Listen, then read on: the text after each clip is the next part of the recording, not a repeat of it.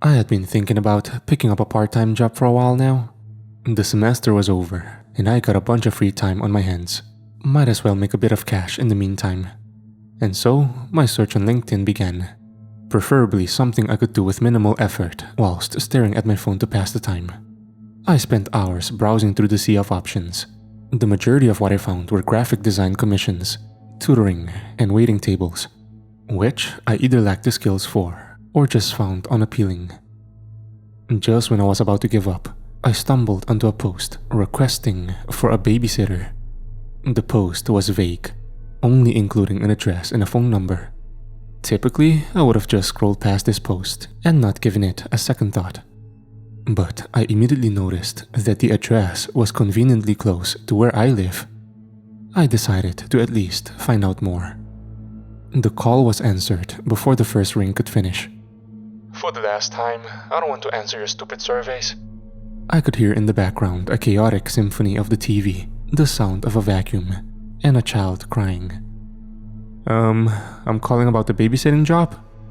I feared for what I might be getting myself into.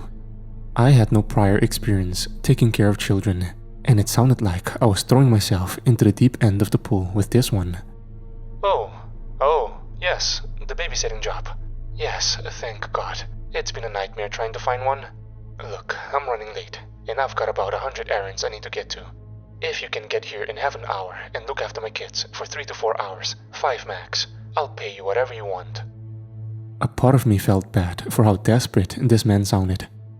The other part of me was worried about the shitstorm I might have to weather for the next 5 hours. The other part of me kept replaying the words, "I'll pay you whatever you want," in my head. I'll see you in 20 minutes. 15 minutes later, I found myself in front of apartment 4H.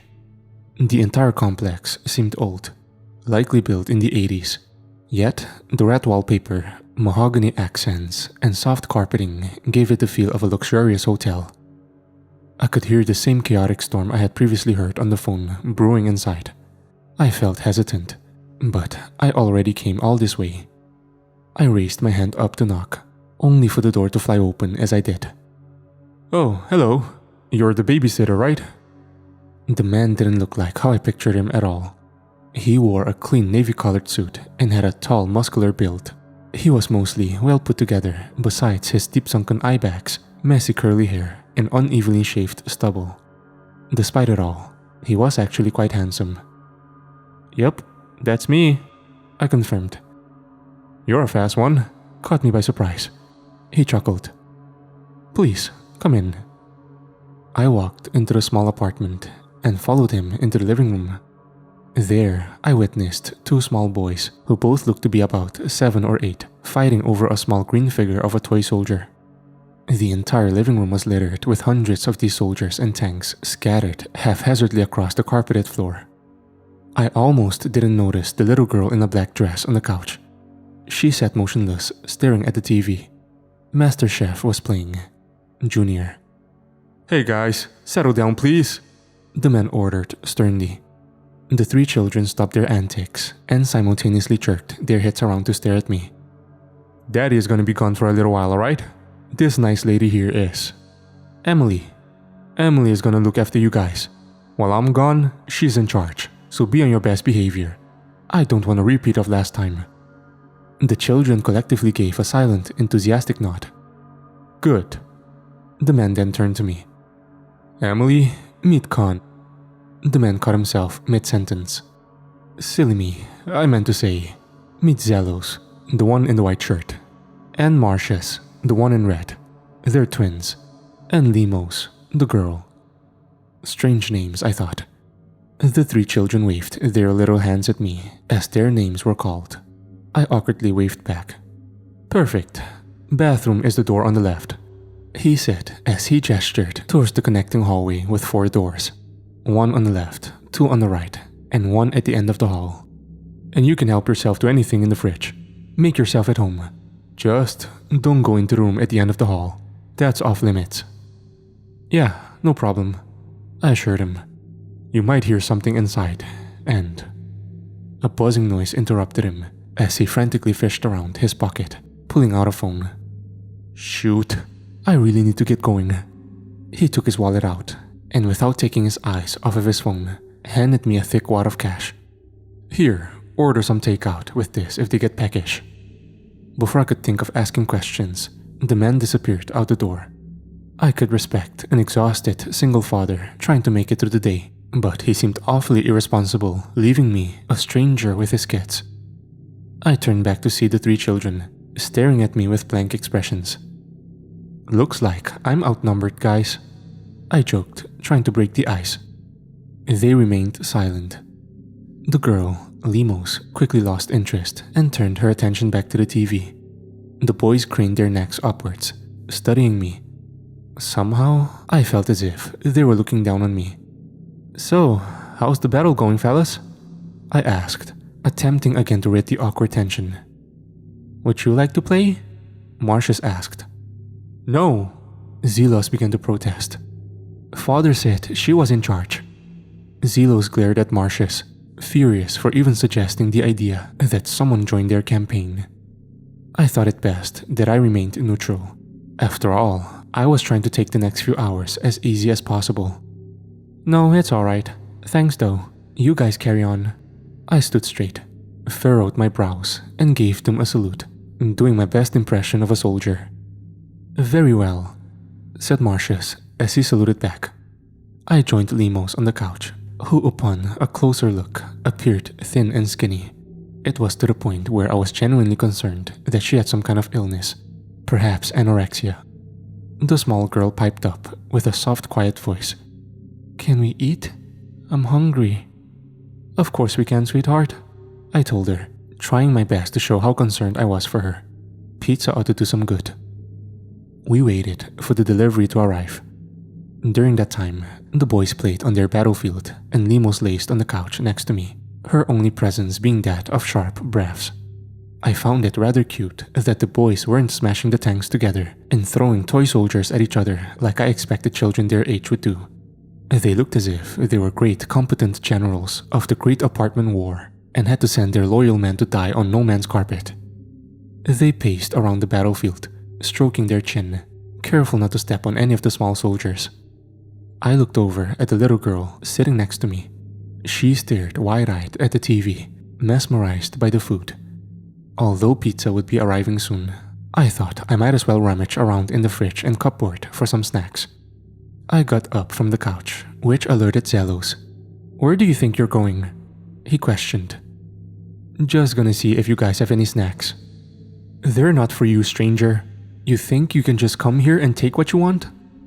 I'll be the first to admit that I didn't conduct myself with the maturity of my age, but something about this disrespectful little brat got on my nerves. "I recall your dad saying I was in charge and to help myself to whatever I please," I mocked, putting on a posh accent, mimicking that of royalty. "Bitch." I was appalled to hear such a young boy be so vulgar and rude. I wanted to discipline him. I wanted to let him know that he was to respect me, that he should listen to what I say, and learn to quickly apologize. In hindsight, this didn't feel like me at all.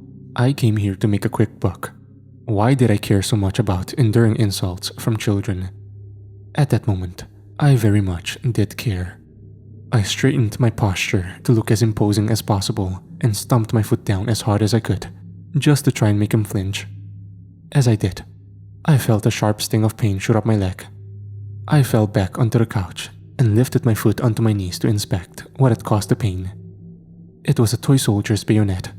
The soldier's arm was half torn off, only attached to the torso by a thin strip of green plastic. I slowly pulled the sharp plastic piece out of my foot, leaving a small stain of blood on my socks. "Shit," I blurted aloud. I looked up to see Zelos and Marcius staring at me. Zelos, as expected, looking livid that I had broken his toy. Marcius, on the other hand, looked at the broken soldier that now laid on the carpet, the tip of its bayonet now covered in dark tint of red. He had a mournful look on his face. "Guys, I'm so sorry," I apologized, the anger I had quickly fading away. "I'll buy you a new one, I promise." "That wasn't how it was supposed to go," Zelos exploded. "Zelos, please, I'll replace it for you the next time I come over, okay?" "He can't be replaced," said Marcius, as he got on his knees and gingerly picked up the soldier. He brought it to a small jar that rested on the coffee table. The jar was half filled with green plastic soldier parts, a loose collection of hands, feet, heads, and torsos. Marcius carefully sets the soldier he held onto the top of the pile. "You guys really shouldn't just leave these toys on the floor like this." Marcius shot a furious glare at me in response to that comment. "I don't care if you're in charge. It's not fair." Then I did something I regretted. I giggled. I found it amusing how they were so immersed in this game of theirs. I tried to stop myself, especially when I saw how the twins were fuming. I'm really sorry, guys. I'll make it up to you, I promise." "You don't understand. This is not a mistake, easily amendable. But perhaps." Marcia stopped, turning to Zelos. The two of them seemed to have a silent conversation between themselves. Zelos, with tears welling up in his eyes, gave Marcius a solemn nod. Zelos, reaching into his pockets, took out another toy soldier. He handed it to Marcius, who in turn presented it to me. This one was different. It was a bit shorter and had a smaller build. It was a woman, in the same soldier uniform and equipped with identical gear as the rest. This was my first close look at these toys, and I was impressed with how detailed they were, down to the intricate facial features. I was puzzled by the realization. I was sure I was overthinking it, but the small green face that stared back at me was mine. Before I could examine it further, Marcius quickly snatched the toy from my grasp. He marched back to the center of the carpet battlefield with my soldier in hand. "Perhaps we can make you understand," said Marcius, as he places the soldier down on the carpet. "Wait, give..." I started to say. I never got to finish my sentence. I still don't know which of the assaults on my senses alerted me first. Was it the awful smell of sulfuric odor? The metallic scent of blood? And the acrid tang of gunpowder? Was it the thick gritty taste of ash and smoke that lingered in the air? Was it the chorus of unintelligible screams and the staccato of machine gun fire that flew overhead? Regardless, what caught my attention the most was the soldier in front of me. He sat slumped into the mud and filth of the trench we were in. I knew he was dead by just the look on his face, his eyes barely open, lazily staring at me. His jaws hung slack with a river of blood trickling from the edge of his lips. As for the rest of his body, it had been contorted to a mangled mass of flesh, his arms attached to the torso by only a strip of sinew, his hands still held on tightly to his weapon, a rifle with a fixed bayonet. Just a moment ago, I had been sitting on a couch in a living room in a small apartment downtown. I blinked, and everything changed so abruptly. I couldn't even begin to comprehend what had happened to me. The mud I sat on was softened by either rainwater or blood. It was cold, and the moisture seeped into the uniform I now wore. Somehow, sinking deeper into the ground gave me the slightest notion of comfort. Perhaps no one would notice me, I thought. I could pass for another corpse amongst the hundreds. And so, I stayed quiet, holding myself back from screaming or crying. I tried remaining still, but I couldn't stop my heart from furiously beating or my teeth from chattering.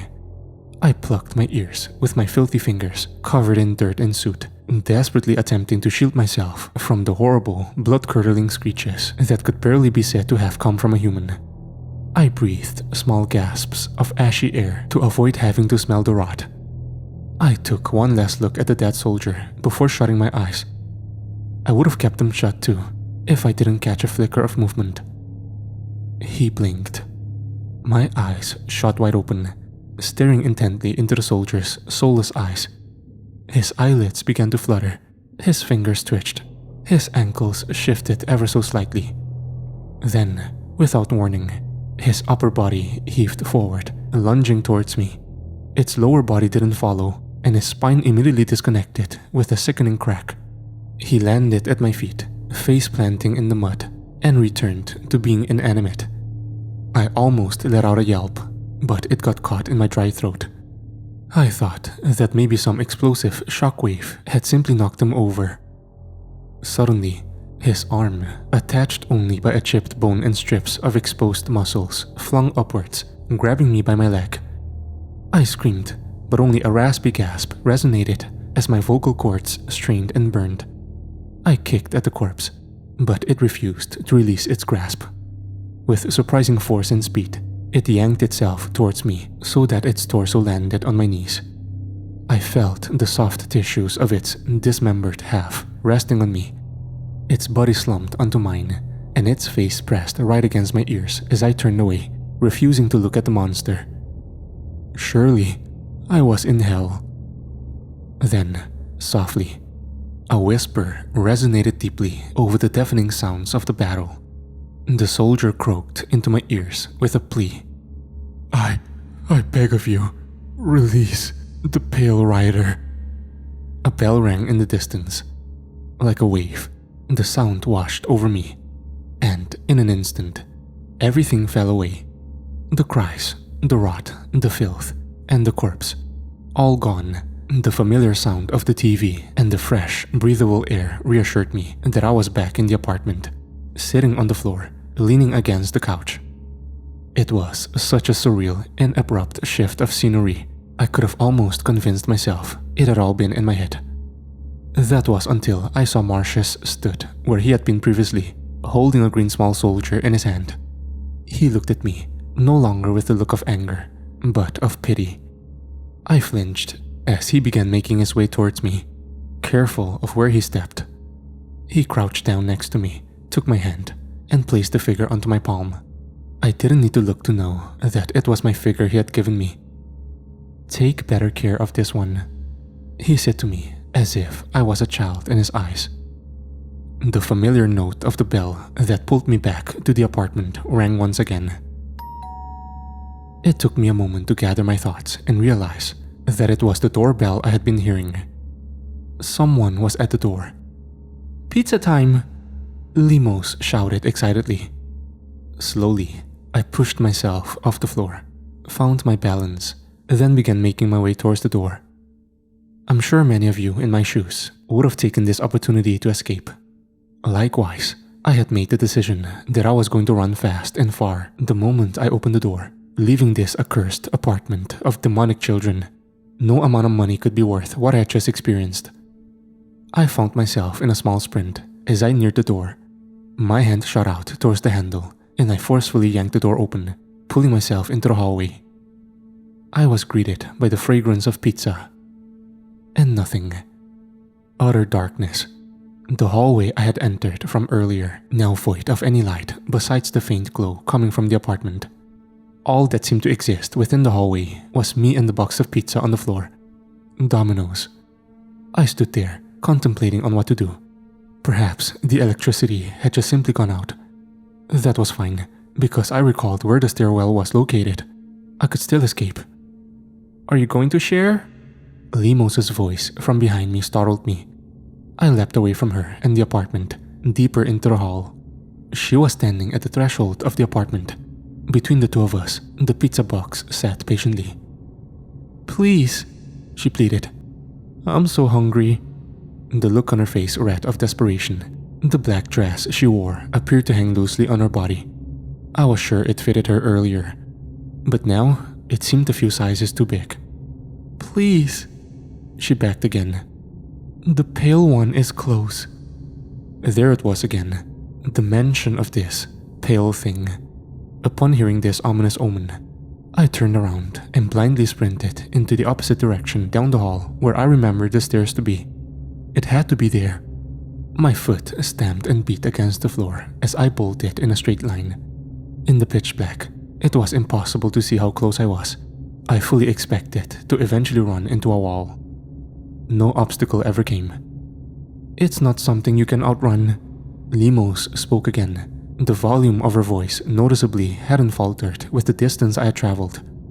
I stopped in my tracks. I turned to face her, thinking she had followed me. She hadn't. She still remained at the threshold of the apartment doorway. The pizza box still laid on the floor between us, and I stood where I had been at the start, a mere few feet out the apartment. "It's not the fastest, but it'll catch you," She spoke as I struggled to catch my breath. It always does. What is this? I asked her, demanding the child for an answer. I was at a loss. Everything certain that I built my understanding of the world on had crumbled away. What was left was anger and fear, like a small mouse cornered and out of options. It's pizza. What is this place? I yelled back, finally losing my temper. I never thought myself capable of hurting a child, but at that moment, I was prepared to do so. Domino. Enough! I screamed as I lunged at her, attempting to do something horrible. I reached out to grab her by the collar of her dress. She didn't step backwards or attempt to dodge. Yet somehow, she shifted ever so slightly out of my reach. I fell flat on my face onto the cold, solid floor, now noticing that I wasn't even sure what I had been standing on. I felt pain, followed by blood trickling out of my nose. It most certainly wasn't the soft carpeted floor I recalled when first arriving at this apartment complex. As I laid prone on the floor, I stared up at the frail girl who now stood above me with an imposing presence. Behind her, the light of the apartment in stark contrast to the darkness made her figure a dark silhouette. I felt defeated. I didn't even try to stand back up. I may not have been sure where I was, but the ground felt solid and tangible. It was something I could be certain of, and that brought me comfort. What is this? I asked again. This time, my question came out quivering. Limos crouched down, inspecting me as if I was a small insect she found crawling across the floor. The path, she answered. What does that mean? Are you hungry? She asked me, ignoring my question. Her concern sounded genuine. I wanted to tell her I wasn't, since food was the least of my worries. But as soon as she asked, it was as if she reminded my body of the idea of hunger. I felt starved.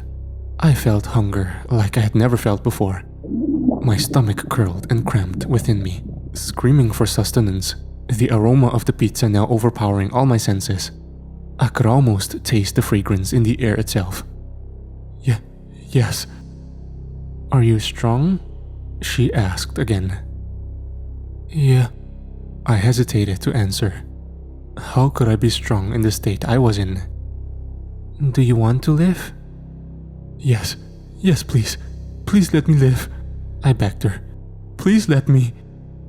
I want to live too, she said as she began stepping towards the pizza box. She gently lifted the cardboard box open, and the smell of the bubbling cheese, tomato sauce, and pepperoni had me salivating. I immediately mustered up my last bit of strength and brought myself to my hands and knees. I crawled in the direction of the beckoning food, yet quickly realized I was making no progress. As if I was on a hamster wheel, I simply could not move any closer. I started to crawl faster, with more desperation. And before long, I had gotten onto my feet. I stumbled toward the little girl, who was now hunched over the pizza box on the floor with her back facing me. My stumbling sped up until I jogged, then ran, then to a full-on sprint. No matter how fast or slow I went, I made no progress. They were right there in front of me. I was so close, yet so infinitely far. All I could do was move in place, watching Limos scarf down each slice before me. As she gleefully ate, my only thought was the dwindling food left for me when I eventually reached the pizza box. She was going to eat it all for herself and leave me with nothing. I couldn't let that happen. One after another, the slices of pizza disappeared down her gluttonous gullet. I remember begging her to help me, to toss me just a bit, to save some for me. She never bothered to turn around. I yelled and screamed, but eventually I grew too tired to do so. Finally, it came down to the final slice. She reached for it like she did the others. As I felt the last bit of my strength drain in desperation, I tried leaping towards her one last time. I fully assumed that I would just land on my face as I did before, no closer to salvation. Yet, I held out hope. I think that was what did it. Desperate, violent hope. One last act of defiance against the inevitable death. This time, I felt myself propel forward, and for the first time, Limos rapidly approached me. I slammed into the small frail child, landing on top of her with incredible force. She yelped in surprise and pain as I felt her brittle right arm snap under the weight of my knee. In that moment, not only did I dismiss the injury I caused her, I felt retribution as it was revenge for watching me suffer. I quickly turned my attention to the box of pizza, which to my horror was now empty. Furious, I turned back to Limos, who I now see in her right hand, despite the pain of her fractured arm still held onto the last slice. Without hesitation, I ripped it out of her hand and forcefully shoved it down my throat. I expected it to taste like the most savory, delicious bite, and yet, as my taste buds familiarized itself with the gooey slop, I was met with the disgusting taste of rot. Involuntarily, I threw up what little was left in my stomach. Black viscous liquid poured out of my mouth, along with the half-chewed pizza. It appeared molded and putrid, as if it had been neglected for months. Dark moldy spots of purple and green hue festered on the crust. Small specks of pale maggots writhed in the spoiled cheese and toppings. I spat onto the floor, attempting to wash the terrible taste that lingered. "No!" Limos shrieked in horror as I keeled over the pile of vomit in excruciating pain. With my knee still holding her down by her broken arm, she began to struggle with a surprising spur of strength. I watched as she forcefully tugged on her fractured arm, steam exuding from her elbow.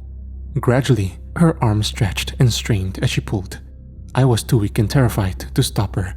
With a wail of pain and triumph, she slid the bone of her forearm out of her arm. As if it were a sleeve made of muscle and skin, the motion was so smooth it was like pulling the bone out of a tenderized rib. Upon freeing herself, she pushed me aside, and with her one arm, scooped the black vile mass into her mouth. The sound of animalistic slurping and feral grunts was all I heard. No traces of humanity were left as she devoured the filth with reckless abandon. My attention turned to the steaming flesh that was left behind. I feared a part of me knew that I was not far from descending to her level of madness. It reminded me of the burning smell of human flesh from the trenches. I reached out to it, piping hot to the touch. I grabbed onto the wrist with a revolting squish. The skin and muscle fiber fell apart like pulled pork. Just then, a shadow casted over me. A figure loomed before me, covering the light of the apartment. Pathetic. Zelos taunted with a disgusted look of pity on his face. I could only imagine what he saw of me. Then, he slammed the door shut, leaving me shrouded in true darkness. I wasn't sure how long I was there for. The awful sound of Limos's savagery died down quickly as she finished what was left of my excretion. After that, it was hard to tell how much time had passed. I stayed groveling on the ground, my hand still held on the warm, moist lump of the girl's discarded flesh. My hunger grew even stronger, but I couldn't bring myself to do it, to stoop so low, to even think of consuming my own. It was abominable. I thought it better to be starved to death, to finally be free of this nightmare. I don't expect anyone to understand or condone my actions, but know that I was pushed to the brink of my sanity. A deep primal urge within me wanted so desperately to live, to survive at any cost. So, reluctantly, I held the mass of flesh and slowly brought it to my mouth, thankful that, at the very least, I could not see what I had to do. As I choked on the gamey meat through sobs, I heard a shuffling sound approach me. I couldn't see her, but I knew Limos was standing right next to me, while I chewed on her member. "You are strong," she whispered. Within the void, a blinding light washed over us. I squinted my eyes, and in an instant, just as seamless as it had been in the trench, I found myself back in the apartment. Except, this time, it was quiet and empty. The TV had been turned off, and the floor was cleared of the toys. The insatiable hungers I had felt mere moments ago faded away. The only thing left of the horrors in the abyss was the vile aftertaste that continued to linger. It quickly came to my realization that I appeared to be alone in the kitchen.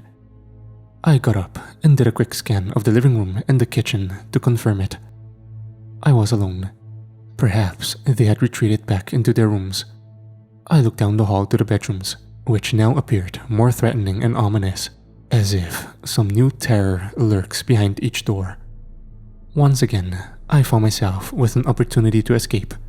This time, however, I feared using the front door and ending up back in that terrible purgatory. The next method of exit would be out the window. I could still hear the sound of bustling pedestrians and traffic outside. It calmed me, knowing that I was still somewhat connected with the outside world. I was 4 stories up with no safe way of getting down. But at that point, I was content with simply risking the fall. To my disappointment, the window refused to budge when I tried to lift it open. It was an old wooden framed window with no locks on it. Through some supernatural means, it was simply immovable. On the verge of a breakdown, I grabbed the nearest solid object to me, which was a desk lamp, and proceeded to smash it into the glass as hard as I could. I couldn't even leave a scratch. Feeling at a loss, I reluctantly tried the door once again. Slowly and carefully, I opened the door, making sure that I kept myself within the confines of the apartment. To my relief, I was no longer greeted by the abyss. The hallway had returned to its original state. Hesitantly, I stepped out into the hallway. As I crossed the threshold out the apartment, a faint cry emanated from behind me. It was the sound of an infant bawling. I flinched as the crying broke the eerie silence. It's odd that the sound of a helpless baby crying could invoke such fear within me. But nevertheless, I sprinted out of the apartment and ran for the stairwell. My heart pumped furiously as I sprinted as fast as I could away from the danger, taking 2 or 3 steps at a time. As I reached the ground level, I bursted out the stairwell door into the lobby.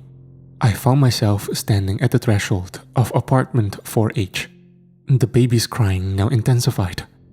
I turned back, expecting the stairwell I had just exited to still be behind me. The same hallway on the 4th floor greeted me after being led on with the hopes of escape, only to be denied it once again. I fell onto my knees and wept. For the next few hours, I cried along with the infant. In the lasting moments, I stayed idle. The sunlight from the window never seemed to dim. The father, the man who lured me into this abstract, non-Euclidean prison, has yet to return, and I doubted he ever will. Eventually, my crying ceased as my eyes ran dry. The infant, however, continued its tantrum alone. Its lungs never tired or faltered. Hours, perhaps even days go by. In the time, I've attempted multiple times to escape. My phone had no signal or connection, and any attempt to reach the outside world failed. I tried the stairwell again, only to find myself back in the apartment every time.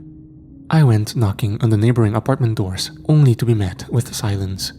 When I tried forcing my way in, to my surprise, none of the doors were locked. Only, it seemed, every apartment was apartment 4H. The elevator, no matter what floor I chose, I always opened to apartment 4H. I never grew hungry or thirsty. I never tired or slept. I just existed in this static space where the sun never waned, the scenery unchanged, and the crying endless. I felt the essence of my soul dim. I had fought with all I had and committed heinous atrocities for the right to live. Now, as I sat on the kitchen floor, feeling the sharp, cool edge of a kitchen knife brush gently against my neck, I wondered why I had fought so hard. It's okay to give up now, right? I've tried everything. I'm at the end of the road. With my eyes shut, my grip on the blade's handle tightened as I slowly pressed the sharp edge firmly against my throat. I applied pressure slowly, still feeling the last stretch of pain before I could finally rest. "I'm scared," a child's voice piped up. I froze, unable to even breathe. I hesitated to open my eyes. I could hear the child sniffling and whimpering in front of me. I had gotten so used to it, the sudden absence of the baby's cries unnerved me. "Can you stay with me?" they asked in a high-pitched, shrill voice. It was the voice of a little girl, but it didn't sound like Limo's. I still held the blade closely to my neck with my eyes shut tightly. It felt reassuring that I could end the torment anytime I wanted to finally hold my own life in my hand. It gave me a sense of courage. My eyelids loosened, and my vision fluttered open, expecting to see a small child. Instead, towering over me was an old woman. She was impossibly tall, to the point she had to hunch over to avoid the ceiling. She stood naked, covered only by her long unkempt gray hair. Her ashen skin, although saggy and wrinkled, were clean and eerily pale. It was like the first hint of snowfall on a solstice, where soft curved patches of snow layered atop another. I didn't notice a hint of blemish or imperfection. Her face, however, was that of a child. Up to her neck, her skin becomes smooth like porcelain. Youth was distilled on only her facial features. Buttoned nose, wide eyes, small pink lips, and rounded cheeks. She looked at me with tears welling up in her puppy eyes. "Can you read to me?" she asked in the same childish voice. It was uncanny to see the thing speak. I remained silent, unsure of how to respond. She raised her bony hand and reached her thin fingers towards me. "Don't!" I hissed, turning the knife onto her. She quickly retracted her hand and backed away, retreating to the far end of the kitchen. For a moment, I felt relieved to see this creature feared me as much as I feared it. The moment was short-lived, as her brow tightened, her cheeks flushed, and her mouth tensed. She looked like she was about to burst. "Why? Why do you still resist? Why can't you just stay with me? It won't hurt. It won't hurt again." "What are you?" I demanded. She looked at me curiously, her face softened, as if comprehending my question. "I'm the last one," she answered. "I'm what's left when everyone is gone."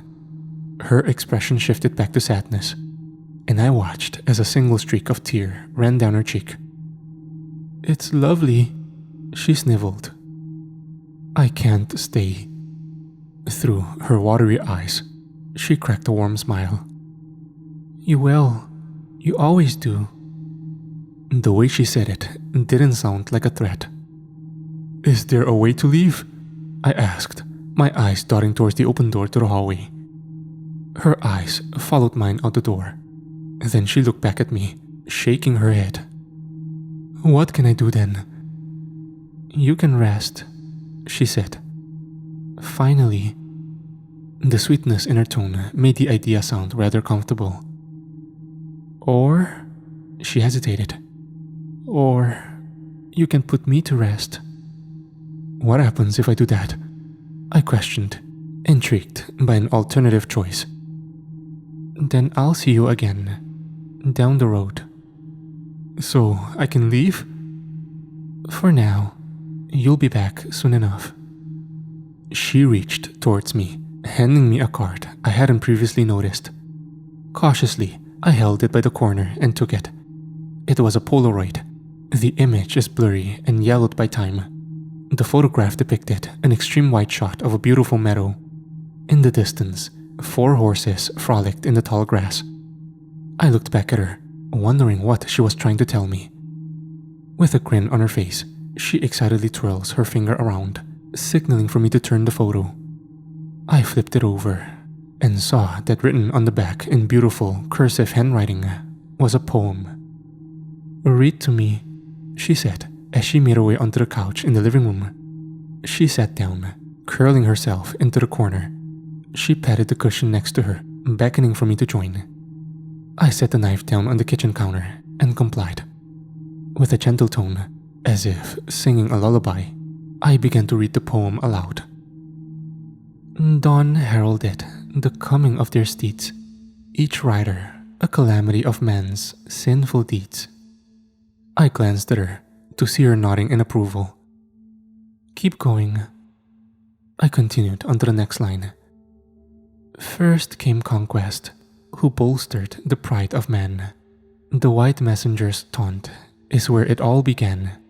Then war swiftly followed, with fiery hate in his heart. The red knight's blade spilled blood, torn flesh apart.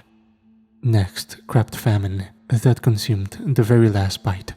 The Black Witch's spell shrouded the world with blight. My voice cracks as I was reminded of the corpse in the abyss. My mouth felt dry and a chill ran down my spine. I pressed on. Finally arrived death as they all wept and grieved. The pale lady's touch gently granted them reprieve. My speech faltered as the realization dawned on me. The Pale Rider, I muttered under my breath. I turned to see her eyes closed, and her expression softened. She breathed steadily, her chest heaving with each inhale. Even though she was asleep, I proceeded to read the final line of the poem to myself. One after another, the domino falls, until dusk whisks the horsemen back to their stalls. As I finished, I felt a tear fall across my face. A tremendous wave of relief washed over me, as if a heavy burden had finally been lifted. Like for the first time in my life, I could truly breathe. "Thank you," I told her as she slept. "But not today. I can endure it for a bit longer." Then I watched the folds and sags of her skin tighten. Her body shrunk before me, her hair retracted back into their follicles, until laying beside me was an infant. I carefully picked her up and carried her down the hall to the final room at the end. As I did, I walked past the 3 other rooms, the doors which now hung open. In the first door on the right, I saw Zelos and Marcius sleeping in a bunk bed. I peeked inside, shut the lights off, and closed the door as quietly as I could. I continued down the hall, and in the second door on the right, I saw Limos, shivering in a fetal position on her bed. I walked over and pulled a blanket over her. Instantly, her body relaxed, and her breathing calmed. Again, I turned the lights off and closed the door behind me. Onto the final room at the end of the hall. Carefully balancing the infant in one arm, I turned the doorknob and stepped through. This room was by far the largest and most empty. Only 3 things took up any space. A crib in the center of the room, a small cot tucked away in the corner, and a wooden rocking horse painted white. On the horse, carved the phrase, "Moros who stole our pain." I carefully set the child down in her crib and watched her nestle comfortably. Her breathing was gentle and rhythmic. With each exhale, a delicate sigh escaped. She looked so fragile and serene, as if held in a moment untouched by time. The soft rays of the afternoon sun filtered through the curtains, casting a warm glow across her smooth, pale skin. "She's beautiful, isn't she?" The voice of a man came from behind me. It felt like a lifetime ago, but it was still familiar. "She is," I replied, not taking my eyes off the child. The man joined me at my side, and the 2 of us shared a quiet moment adoring the child.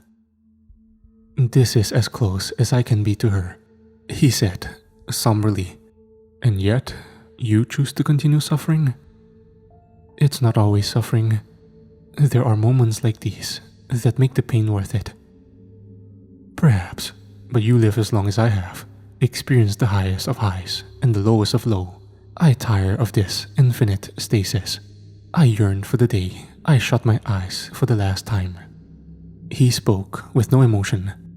As heart-wrenching as his words were, it was as if he said them before countless times. There was only one question on my mind. After encountering conquest, war, famine, and now death, I wondered just who this man who claimed to be their father was. "I know you're thinking, what kind of man am I to deserve this fate?" he said, as if reading my thoughts. "It's not a divine punishment to care for them. It's a father's duty after all. They are born of my sin. I may have fathered humanity's ruin, but to see my fellow men struggle and fight, refusing to let their next breath be their last, I am in awe of your resilience." I should have felt hatred towards the man. I should have held them responsible for the horrors I endured. Yet, without another word shared between us, I stepped away from the crib and took my leave. I shut the door as I left, the last thing I saw being the man standing over his child. His fists clenched so tightly that beads of blood trickled down the creases of his hands. I walked out of the apartment, descended down the stairwell, entered into the lobby, and finally, I stepped out of the building onto the bustling sidewalk. If not for the Polaroid tucked away in my pocket, I might have tried to convince myself that it was all a fever dream for the sake of my sanity. I took the photo out just to confirm it. I studied it for a moment, confused that the picture had now changed. In place of the 4 horses that ran across the horizon, now stood 4 children, 2 boys and 2 girls. They watched, as before them, a lone man stood atop a corpse with a caved-in skull, with a bloodied stone in his hand. I flipped the Polaroid over, and, as I had predicted, the poem had also been replaced. It now simply read, "The Folly of Cain."